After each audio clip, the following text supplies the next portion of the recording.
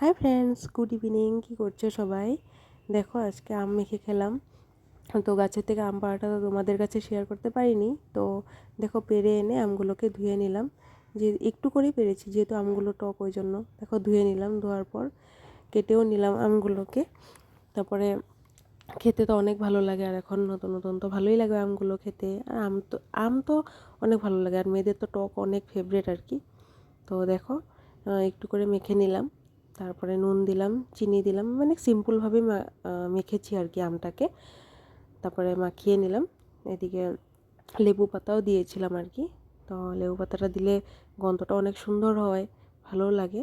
তো লেবু পাতাটা এটার মধ্যে দিয়ে নিয়েছিলাম।